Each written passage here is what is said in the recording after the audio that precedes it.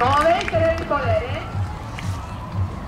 Y como os digo, da igual que el perro, el tipo de perro que sea, que tenga raza que no sea, y en la vida que haya llevado. Os garantizo que la vida de Linda ha sido muy mala. Bueno, aquí tenemos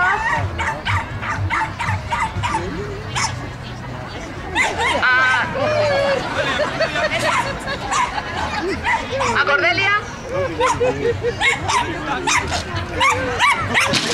Ahí, que veis. Y aquí de lado.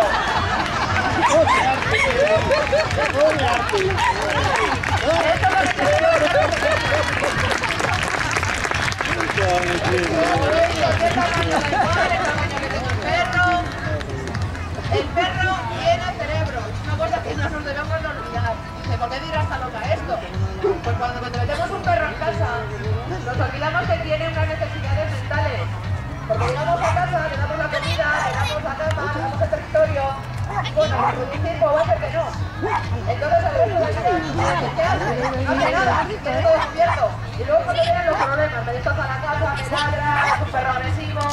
Pues hacer este tipo de discriminación.